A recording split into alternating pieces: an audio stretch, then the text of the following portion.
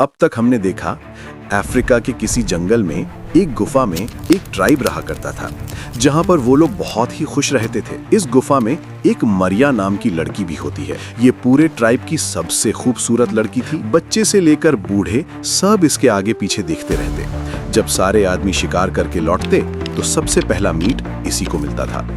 और तो और 2 दिन पहले ही इसकी शादी हुई थी इस पूरे ट्राइब के सबसे जीनियस और ताकतवर लड़के से। हमेशा की तरह सुबह होती तो गुफा के सारे मर्द शिकार की तलाश में निकल जाते और औरतें आग जलाकर गुफा में ही बैठी रहती, अपने अपने आदमियों का और खाने का इंतजार करते हुए। इस गुफा के पास ही एक हरा भरा जंगल होता है, जिसमें एक किंग कॉन्ग और उसकी पूरी फैमिली रहती है। लेकिन किसी कारण से किंग कॉन्ग की पत्नी इस दुनिया से चली जाती है और उनका ये वो बच्चा है जो अब अनाथ हो चुका है। इसी वजह से किंग कॉन्ग निकल पड़ता है अपने बच्चे की मां को ढूंढने अफ्रीका के घने जंगलों में। हमेशा की तरह ये लोग एक बड़े भैंसे का शिकार करके उसके टुकड़े कर रहे होते हैं। ये लोग डेली एक भैंसे का शिकार करते और उसे 2 दिन तक खाते। तभी किंग कॉन्ग गुफा के पास आ जाता है और उसे इंसानी औरतें दिखती हैं। उसके दिमाग में एक से एक अजीब ख्याल आने लगते हैं और वो सीधा गुफा के अंदर घुस जाता है। इन लोगों को बिल्कुल भी खबर नहीं होती कि उनकी गुफा में एक विशाल बंदर जैसा क्रीचर घुस चुका है। उन्होंने इससे पहले कभी इतना बड़ा किंग कॉन्ग नहीं देखा था। सब लोग एकदम घबरा जाते हैं। वहीं गुफा के सारे आदमी शिकार करके वापस घर लौट रहे होते हैं, लेकिन जैसे ही वो एंट्रेंस पर पहुंचते हैं तो ये लोग कुछ औरतों को बात करते हुए पाते हैं। वो बहुत बड़ा था, किसी बंदर के जैसा दिख रहा था। हम सब घबरा गए थे उसे देखकर, लेकिन शुक्र है वहां पर मारिया भी थी। उस बड़े बंदर ने मारिया को इशारा किया और उसे जबरदस्ती इस गुफा से उठाकर ले जाने लगा।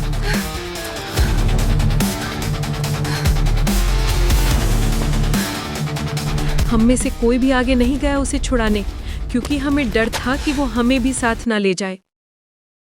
इन लोगों को एक झटका लगता है और सब मारिया को ढूंढने लग जाते हैं। ये लोग चलते चलते बहुत दूर निकल जाते हैं, लेकिन फिर भी उन्हें मारिया कहीं नहीं मिलती। शाम हो जाती है और अब ये लोग गुफा से बहुत ही दूर आ गए थे। मारिया का पति भी अब हार मान चुका था। वहीं दूसरी तरफ किंग कॉन्ग मारिया को अपने घर के पास ले जाता है और उससे दिखाता है अपना ट्री हाउस। दोनों ट्री हाउस के अंदर जाते हैं, जिसका रास्ता नीचे से होता है। वहां किंग कॉन्ग मारिया को अपने दोनों बच्चों से मिलाता है। धीरे धीरे मारिया अपना पुराना परिवार भूल चुकी थी और उसने फैसला कर लिया था कि वो अपनी जिंदगी का बाकी हिस्सा किंग कॉन्ग के साथ ही बिताएगी। दोनों मिलकर जंगल में खाना ढूंढते और शाम होते ही वापस आकर सो जाते हैं। कुछ महीने बाद हमें पता चलता है कि मारिया के पेट में किंग कॉन्ग का बच्चा है। इस समय मारिया बहुत ही जिद्दी हो चुकी थी। आज उसकी एक ख्वाहिश है, उसे मछली खानी है, लेकिन वो भी दूर की एक नदी से पकड़कर, और इस बार वो खुद भी साथ चलने वाली थी। दोनों चलते चलते अपने घर से थोड़ी दूर निकल जाते हैं, क्योंकि किंग कॉन्ग ने मारिया को पहले ही बताया था कि यहाँ की मछलियाँ बहुत ही लजीज होती हैं। मारिया ने अपने शुरू के 20 साल एक सूखे जंगल में बिताए थे, जहाँ पर वो बचपन से लेकर कुछ समय पहले तक सिर्फ एक गुफा में ही रहती थी। लेकिन आज उसके पास सारी फ्रीडम थी। वो उन सूखी पत्तियों से निकलकर एक हरे भरे जंगल में आ गई थी। यहाँ पर पानी का हर एक पल उसके लिए नया था। वो पूरा मजा ले रही थी, एंजॉय कर रही थी किंग कॉन्ग के साथ। दोनों एक साथ पानी में उतर जाते हैं, तैरते हुए अपने अपने अंदाज में एक नए सफर का आनंद ले रहे होते हैं। वहीं पास ही में एक विशाल एनाकोंडा का घर था। ये पूरे 12 फीट लंबा था, जिसका वजन था 2000 किलो। उसने आज ही सुबह 6 अंडे दिए थे और ये अंडे वो 5 साल में सिर्फ एक ही बार देती हैं।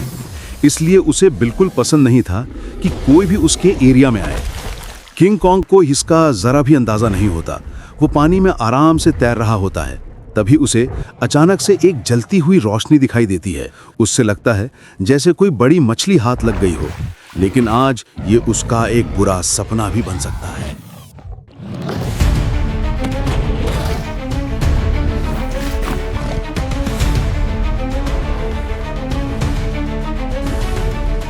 एनाकोंडा अपनी तेजी से सीधा इनकी तरफ बढ़ने लगता है।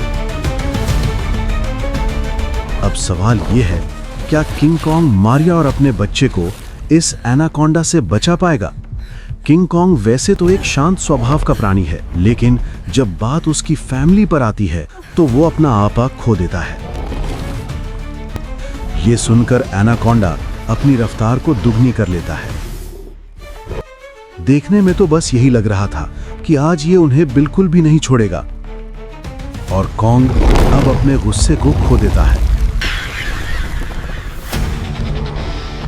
दोनों भागकर एक दूसरे की तरफ आ रहे होते हैं और एक बहुत ही बड़ा क्लैश होता है। वहीं किंग कॉन्ग एनाकोंडा को बैक टू बैक फाइट जड़ देता है।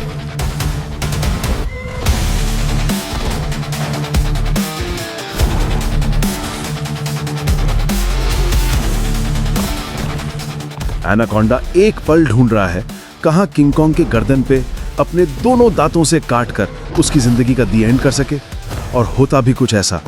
एनाकोंडा किंग कॉन्ग को पूरी तरह जकड़ लेता है। किंग कॉन्ग स्ट्रगल कर रहा है, अपना हाथ भी नहीं हिला पा रहा। मारिया दूर खड़े होकर ये सब देख रही होती है।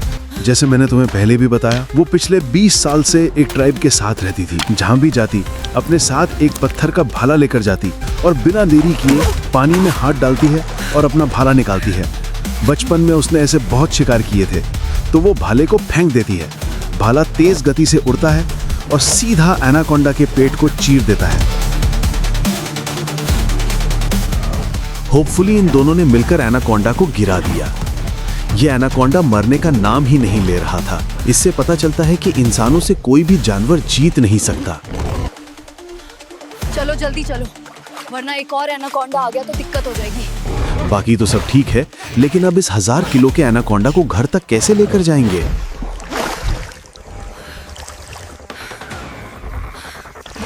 ये लोग पानी से जंगल की तरफ आगे बढ़ते हैं और यहाँ बहुत ही स्ट्रगल करते हुए किंग कॉन्ग इसे सरकाते हुए अकेले चल रहा होता है।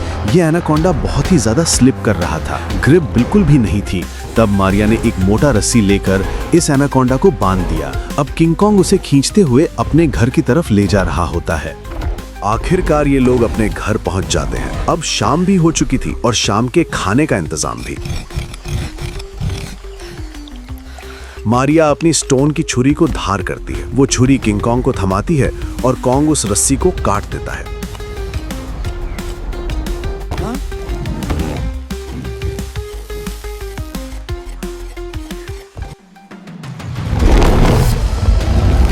मारिया चली जाती है घर के अंदर और रात के डिनर का इंतजाम करती है।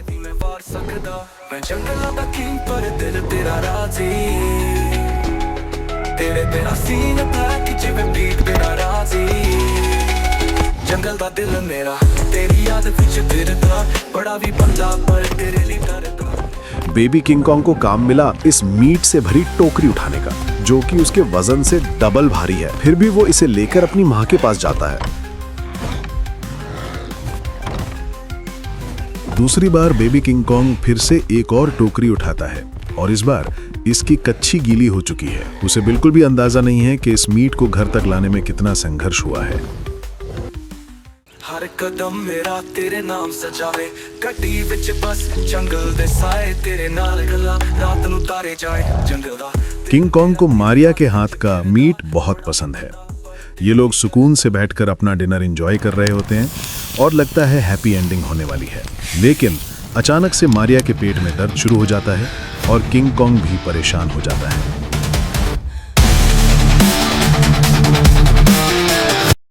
आगे की वीडियो देखने के लिए इस चैनल को सब्सक्राइब करें, और अगर आप लोगों ऐसे ही और AI वीडियो देखनी है तो इस वीडियो को लाइक करें एंड कमेंट करें AI। मैं मिलूंगी आपको नेक्स्ट वीडियो में। जब तक के लिए बाय।